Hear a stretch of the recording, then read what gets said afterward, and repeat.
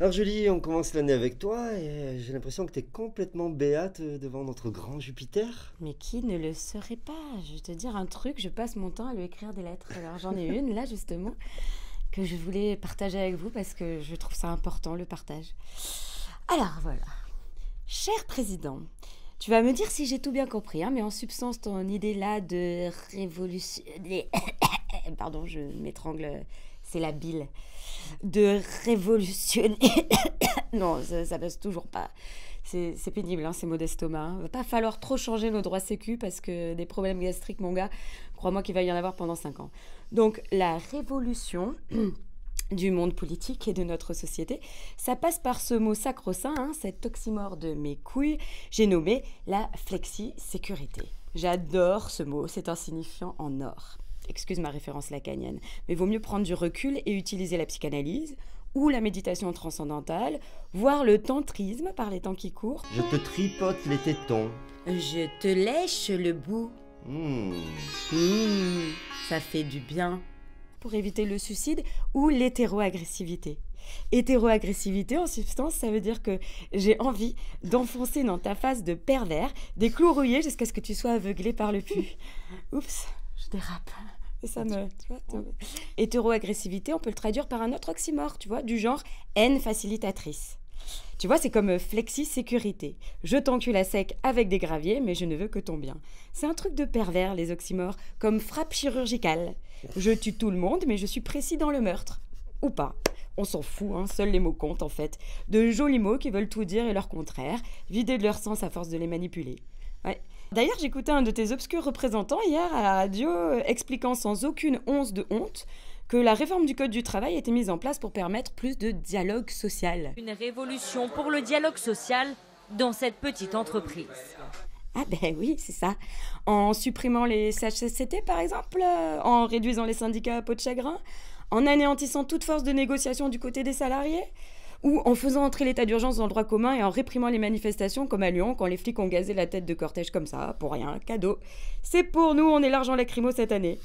Les mots n'ont donc plus de sens. Ils deviennent entre vos lèvres de stratèges publicistes, de pros du marketing, un simple enchevêtrement de syllabes, craché à nos oreilles fainéantes, nous pauvres peuples facilement manipulables, nous proies faciles de la perversité ultralibérale que tu incarnes, je dois le dire, à la perfection. Mais pour en revenir à la flexi-sécurité, j'ai envie de te dire, parce que tu vois, quand même, je suis super compréhensive comme fille, allez, pourquoi pas, essayons de comprendre. Donc, flexi, c'est souple. C'est souple. Ouais. Moi, souple, genre grand écart. Tu vois, genre entre ce que je peux et ce que je ne peux vraiment plus. Aïe, ça tire. Aïe, je viens de me ligaturer une trompe tellement j'écarte les jambes. Mais attention, c'est aussi sécurité. Ouf, je me sens serein, tellement serein, que je ne suis sûrement pas un travailleur lambda, mais un patron du CAC 40. Car ce sont bien les seuls qui pourront se sentir sécures. Pour le commun des mortels, ta flexi-sécurité pourrie se résume ainsi: soyez flexibles, nous serons rigides. Parce qu'entre nous, vraiment, si demain on me dit que le CDD c'est la règle, moi j'ai aucun problème avec ça. J'en ai connu toute ma vie des CDD malgré 3 diplômes et un niveau bac+5. Mais par contre, figure-toi, c'est ma banquière ou mon proprio qui ont du mal avec mes CDD. Alors tu fais quoi, question sécurité? Tu réformes le système bancaire, tu rassures les proprios, tu permets aux CDDistes ou à tous ceux qui, avec ta magnifique réforme, ne pourront bientôt plus compter sur leur CDI, de ne pas être des sous-citoyens?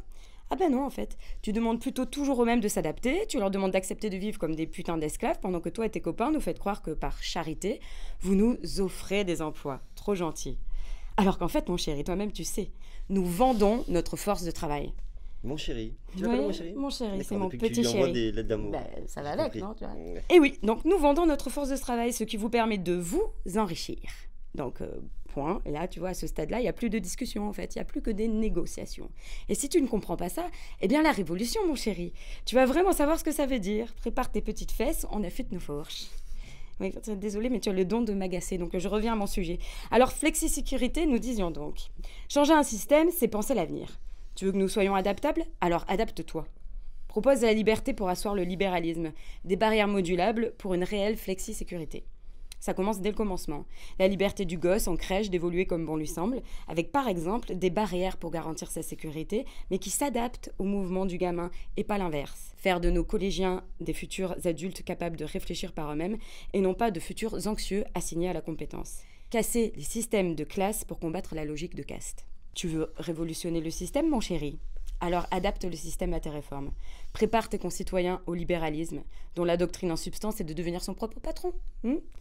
Ne sois pas donc notre maître, permet à chacun de se libérer de ses chaînes. Et oui, là est le hic. Ce n'est pas notre projet. Permets-moi une nouvelle mise en garde. Ce que tu t'apprêtes à faire s'assimile ni plus ni moins à une relation non consentie. Et oui, vu que j'ai voté pour toi pour ne pas voir les fachos au pouvoir, c'est un peu comme si, dans une soirée, le gars qui est intervenu pour ne pas que je me fasse emmerder par le gros lourd de base bourré agressif finisse par exiger, par la contrainte, une faveur sexuelle en rétribution.